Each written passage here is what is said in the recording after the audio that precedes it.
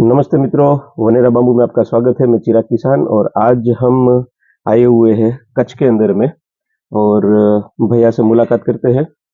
તમને ગુજરાતી ફાવશે ને? ગુજરાતી હા, તો આપણે કઈ જગ્યાએ છે? તમારો એક નાનકડો પરિચય, શું નામ છે તમારું? મારું નામ છે જાડેજા સાહેબજી સુખુપા, ગામ ગાણીથર, ગાણીથર અને રાપર તાલુકો, રાપર તાલુકામાં, વાગડ કચ્છ. વાગડ કચ્છ, બરાબર. બરોબર જી. એમાં આપણે જી વાહનું વાવેતર કરેલું છે જી 25 એકર જમીનમાં. બરાબર. એમાં ચારે બાજુ બાઉન્ડ્રીમાં નાખેલ છે. બરાબર છે. ખેતર અંદરની બાઉન્ડ્રીની બહાર, અંદર બાઉન્ડ્રીમાં નાખેલી બારોબાર. જી. અને બીજું આપણું 25 એકરમાં ખારેકનું વાવેતર છે. એ દેશી ખારેક છે. ઓકે. અમુક આંબાના રોપા નાખ્યા છે. બરાબર છે. અને બીજું બાજુમાં જે ખેતર છે આપણે બાઉન્ડ્રીનું, હા, એ 10 એકરની બાઉન્ડ્રી છે. જી. અને એની અંદર આપણે ડ્રેગન છે. અચ્છા, ડ્રેગન છે. હા. ઓકે, બરાબર છે. તો આ બાંબુની અંદરમાં જે છે તમે વાવેતર કર્યું અને કેટલો ટાઈમ થયેલો છે? એને 3-3.5 મહિના થઈ ગયા. 3-3.5 મહિના થયા છે. બરાબર છે.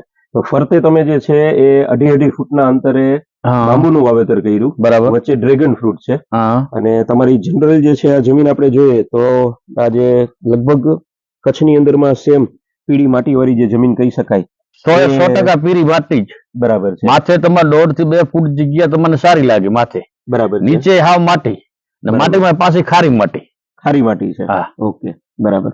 અને તમારે પાણી જે અહીંયા આવે છે એ હા. પાણી બોરનું, કેનાલનું, કુવાનું કયું પાણી હોય છે?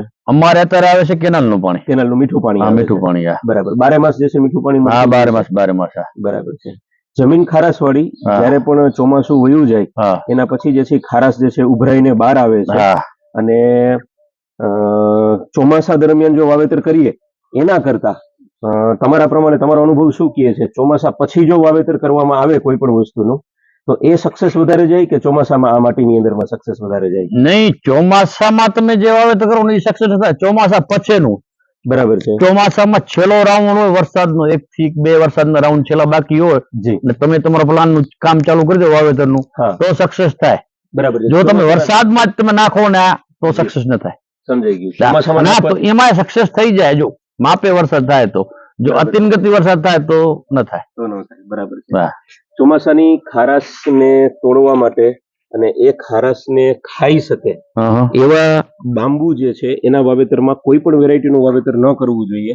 ખાસ કરીને આપણા ગઈઠાઓ બધા જવાર જે છે એ જવાર વાવતા એ ખારાશને કાપીવાની પૂરેપૂરી ક્ષમતા ધરાવે છે. તો એ ટાઈપના બાંબુની અંદરમાં જે હાર્ડ સ્પીસીસ છે એવી સ્પીસીસનું બાઉન્ડ્રીની અંદરમાં વાવેતર કરેલું હોય અથવા તો વચ્ચે વાવેતર કરેલું હોય તો આપ જોઈ શકો છો કે જે ટાઈપની જમીન છે અને આ જમીનનો જે ખાર રહ્યો એ ખાર જે છે એ ઉપર આવતો હોય તો એવા ખારને જે છે એ તોડવાનું કામ જે છે એ આ બાંબુ જે છે કરતા હોય છે. આ ટાઈપનો જે ખારાશ બારે જે ઉભરાતી હોય છે, ઓરિજિનલ જમીન જે છે એ આની નીચે છે, આ ઉપરનો જે છે એ ખાર છે અને એ ખારાશ જે છે એ તોડવા માટે પણ બાંબુ સક્ષમ છે. તમે પણ જો આ રીતે તમારી જમીનની આજુબાજુમાં બાઉન્ડ્રી કરવા ઈચ્છતા હોય અથવા તો પૂરી જમીનની અંદરમાં વાવેતર કરવા ઈચ્છતા હોય તો તમે વાવેતર કરી શકો છો.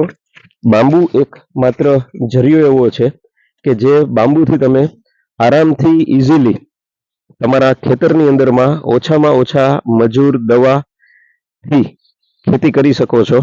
તો હવે આવી ગયું છે કચ્છની અંદરમાં વનેરા બાંબુ, જે તમને ગાઈડ કરશે કઈ ટાઈપની વેરાયટી, કયા સમયે અને કેવી રીતે વાવેતર કરવું જોઈએ. Thank you very much.